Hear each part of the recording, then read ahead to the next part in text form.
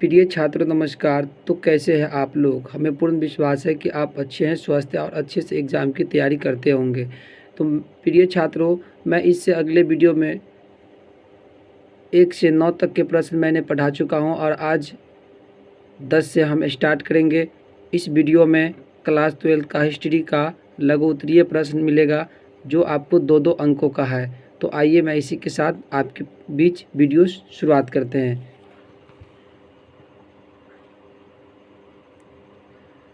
Question number 10 कह रहा है कि जैन धर्म में 5 व्रत क्या था। भाई जैन धर्म में 5 व्रत हमसे पूछ रहा है कि जैन धर्म में 5 व्रत क्या था। तो इसका उत्तर है कि जैन धर्म के अनुसार मानव को 5 व्रत का पालन करने को कहा गया। यानी जैन धर्म के अनुसार जो है मानव को कितने व्रत का पालन करने के लिए कहा गया, तो 5, यानी कि 5 व्रत को पालन करने के लिए कहा गया। जिसमें पहला था अहिंसा। पहला क्या था? अहिंसा। दूसरा था सत्य। दूसरा क्या था? सत्य। तीसरा था अपरिग्रह। तीसरा क्या था? अपरिग्रह। चौथा था असत्य। चौथा क्या था? असत्य। पांचवा था ब्रह्मचार्य। क्या था? पांचवा ब्रह्मचार्य। तो इसी के साथ मैं आपको फिर नेक्स्ट प्रश्न बता रहे हैं कि जैन धर्म एवं बौद्ध धर्म में 4 समान्यताओं को बताइए। भाई जैन धर्म और बौद्ध धर्म में जो है 4 समान्यताएं क्या क्या था उसके बारे में हम लोग बताएंगे। तो इसका उत्तर पहला कह रहा है कि यह दोनों धर्म अहिंसा का उपदेश देते थे। यानी कि ये दोनों धर्म जो थे ना, यानी कि वो जैन धर्म और बौद्ध धर्म जो थे, ये दोनों धर्म जो अहिंसा का क्या देते थे? उपदेश देते थे। क्या देते थे? उपदेश। नंबर 2 कह रहा है कि यह दोनों धर्म वेदों को नहीं मानते थे। जैन धर्म और बौद्ध धर्म जो थे कि वो क्या करते थे? तो वेदों को नहीं मानते थे। इसमें बता रहे हैं कि नंबर 3 में कि दोनों धर्म जाति व्यवस्था को नहीं मानते थे, इसीलिए दोनों धर्म में जाति व्यवस्था नहीं है। यानी ये दोनों धर्म जो है ना, जाति व्यवस्था को नहीं मानते थे, इसीलिए इस दोनों के धर्म में आज जाति व्यवस्था नहीं है। नंबर 4 में कह रहा है कि यह दोनों धर्म में एक मुख्य मार्गदर्शक है जिसे भगवान कहा गया। क्या कहा गया? कि यह दोनों धर्म में एक मुख्य मार्गदर्शक है जिसे भगवान कहा गया। तो इसी के साथ आइए नेक्स्ट प्रश्न पे। नेक्स्ट प्रश्न कह रहा है मुस्लिम लीग द्वारा मुक्ति दिवस क्यों मनाया गया। भाई मुस्लिम लीग द्वारा जो है मुक्ति दिवस, मुक्ति का मतलब होता है आज़ादी, यानी मुक्ति दिवस क्यों मनाया गया।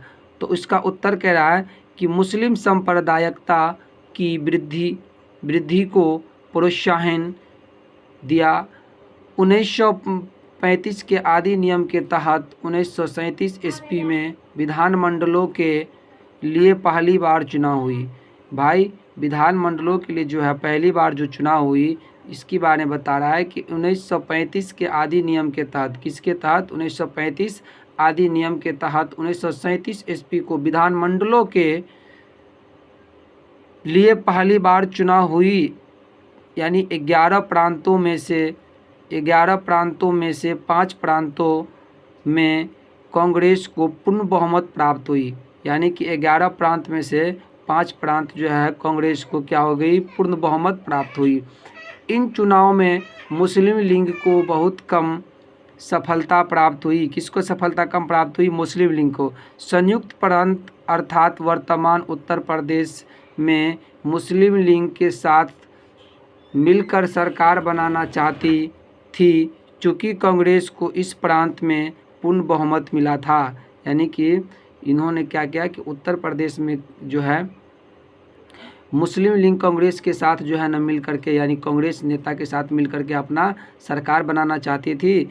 और इसी के यानी कि चूँकि कांग्रेस को इस प्रांत में जो है पूर्ण बहुमत यानी कि अधिक बहुमत मिली थी, अतः उसने लिंग की इस मांग को ठुकरा दिया।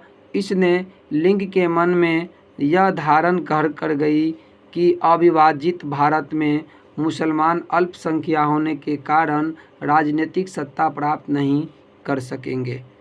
यानी इसी अल्पसंख्या के कारण आज जो है मुसलमान राजनीतिक सत्ता प्राप्त नहीं कर सकेंगे। तो आइए इसी के साथ नेक्स्ट प्रश्न पे। नेक्स्ट प्रश्न कर रहे हैं कि भारत में विभाजन को प्रेरित करने वाले 2 कारण को बताइए। भाई भारत में जो विभाजन को प्रेरित करने वाले 2 कारण हमसे पूछ रहे हैं। कितने कारण पूछ रहे हैं? 2 कारण पूछ रहे हैं। पहला बता रहे हैं कि भारतीय राष्ट्रीय आंदोलन को कमज़ोर बनने के लिए अंग्रेज़ सरकार ने हिंदू मुसलमान में फूट डाली, जिसका परिणाम देश का विभाजन था। यानी कि अंग्रेज़ों ने क्या किया? अंग्रेज़ों ने जो है हम लोगों पे जो है फूट डालो और राज करो की नीति अपनाए थे। तो यही बता रहा है कि अंग्रेज़ सरकार ने हिंदू मुस्लिम में फूट डाली, जिसका परिणाम देश का विभाजन था। इसका दूसरा कारण बता रहा है कि 1945 में ब्रिटेन में बनी मजदूर दल की सरकार द्वारा भारतीय स्वतंत्रता दिलाने के लिए वचन दिया गया था। विभाजन का प्रश्न भी स्वतंत्रता के साथ जुड़ा हुआ था। तो भाई इसी के साथ आप समझ गए। फिर अगले नेक्स्ट प्रश्न की ओर आइए। नेक्स्ट प्रश्न कह रहे हैं कि भारतीय संविधान की 2 प्रमुख विशेषताओं को बताइए।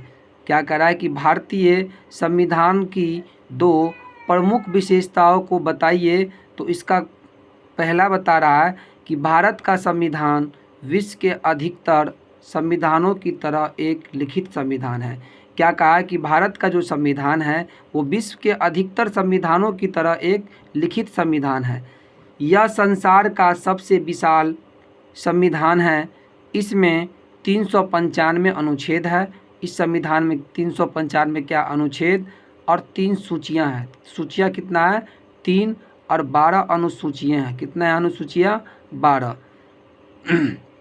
तो इसी को कह रहा है कि इस अनुच्छेद में यानी इसमें 395 अनुच्छेद, 3 सूचियां एवं 12 अनुसूचियां हैं। दूसरा कारण बता रहे हैं कि भारत के संविधान की एक प्रमुख विशेषता यह है, यानी भारत की जो संविधान है उसकी प्रमुख विशेषता एक यह भी है कि यह जनता का अपना संविधान है। यह जनता का क्या है? अपना संविधान। और इस जनता ने स्वयं अपनी इच्छा से अपने ऊपर लागू किया। अगर आप अपने देश में रहते हैं ना, तो देश का जो संविधान होता है वो आप अपने मर्जी से आप अपने ऊपर लागू करते हैं, वो आपका कोई ज़बरदस्ती नहीं करते हैं। तो इसी के साथ आइए नेक्स्ट प्रश्न की ओर। इसी के साथ हम आप नेक्स्ट प्रश्न की ओर बताएंगे कि गौपूरम यानी गौपूरम से आप क्या समझते हैं? गौपूरम क्या है? इस गौपूरम के बारे में पूछ रहे कि गौपूरम से आप क्या समझते हैं। तो इसका उत्तर कह रहा है कि गौपूरम प्रवेश द्वार को कहा जाता है। गौपूरम किसे कहा जाता है? तो प्रवेश द्वार को। विजयनगर शासकों ने मंदिरों में गौपूरम का निर्माण करवाए थे। अत्यधिक विशाल, ऊंचे एवं ऊंचे होते थे।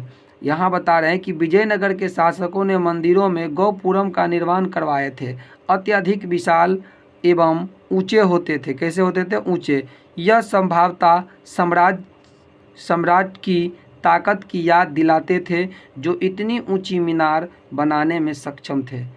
चलिए इसी के साथ में आपको नेक्स्ट प्रश्न की ओर ले चलते हैं। प्रश्न नंबर 16 की ओर। लिंगायत समुदाय की 2 विशेषताएं बताएं। कह रहा है कि लिंगायत समुदाय की 2 विशेषताएं बताएं। पहला विशेषता कह रहा है कि ये लोग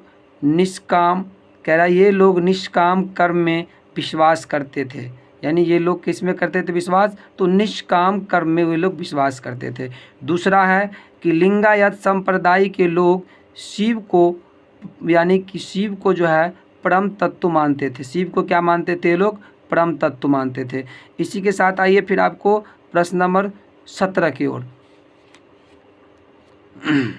प्रश्न नंबर 17 कर रहे हैं किन्हीं 2 स्मृतियों का नाम लिखिए। क्या कह रहा है कि किन्हीं 2 स्मृतियों की जो है नाम लिखिए। तो पहला कह रहा है कि देखिए उसका उत्तर बता रहा है कि किन्हीं 2 स्मृतियों का नाम निम्नलिखित है। क्या बताया? कि किन्हीं 2 स्मृतियों का नाम जो है वो निम्नलिखित है। पहला है विष्णु स्मृति और ये क्या है? दूसरा यानी कि हारती स्मृति, यानी उसे हरित स्मृति के नाम से, यहाँ टाइपिंग थोड़ा गलत हो गई है, उसे आप जो है लिख लेंगे हरित, यानी कि हरित स्मृति है ये। समझ गए? इसी के साथ आप आइए प्रश्न नंबर 18 पे।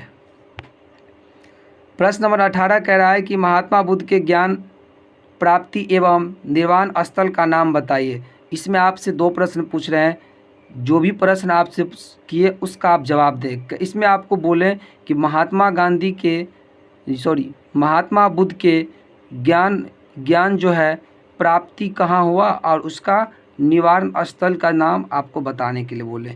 समझ गए? इसका ज्ञान भी प्राप्ति और एक जो है निर्वाण स्थल के बारे में भी आपसे पूछ रहे हैं। चलिए, इसमें कह रहा है कि महात्मा बुद्ध को ज्ञान प्राप्त तथा निवारण स्थल निम्नलिखित है। इस प्रकार के जो नीचे दिए हैं, एक लुम्बिनी, एक बोधगया, एक सारनाथ। अब ये तीनों जगह क्या क्या हुआ इसके बारे में हम लोग जानेंगे। लुम्बिनी, कहना लुम्बिनी, यहाँ बुद्ध का जन्म हुआ था। यहाँ क्या हुआ था? बुद्ध का जन्म। ये महात्मा बुद्ध का पूरा यानी कि पूरा नाम है उसका महात्मा बुद्ध, ऐसे बुद्ध लिख दिया है, उसके लिए आप लोग घबराएंगे नहीं। करा लुम्बिनी, यहाँ यानी महात्मा बुद्ध का जन्म हुआ था। यह स्थान नेपाल में है। लुम्बिनी कहाँ पड़ता है? नेपाल में। यह है बोधगया जहाँ उन्होंने ज्ञान की प्राप्ति किया। यानी महात्मा बुद्ध ने अपने ज्ञान की प्राप्ति कहाँ किया? तो बोधगया में। इसीलिए कह रहा है कि जहाँ उन्होंने ज्ञान की प्राप्ति किया, यह स्थान बिहार में है। यह स्थान कहाँ पर है? बिहार है। बोधगया कहाँ है? बिहार में। सारनाथ, एक है आप इसका सारनाथ, यह स्थान वाराणसी उत्तर प्रदेश में है। यह स्थान कहाँ है? वाराणसी उत्तर प्रदेश में। यहाँ बुद्ध ने अपने प्रथम उपदेश दिए थे। वाराणसी यानी उत्तर प्रदेश में जो है यानी महात्मा बुद्ध ने अपना प्रथम उपदेश दिए थे। तो चलिए, इसी के साथ मैं आपके बीच भी वीडियो ख़त्म करते हैं और आगे के क्वेश्चन अगले वीडियो में लेकर के आएंगे। तो मेरे प्रिय छात्रों, अगर हमारे चैनल से नहीं जुड़े हैं जो भी, तो अगर हमारी वीडियो आप तक पहुंच रही है तो उसे लाइक कीजिए, सब्सक्राइब कीजिए कि ताकि हमारे हर एक वीडियो आप तक पहुंच सके। Thank you.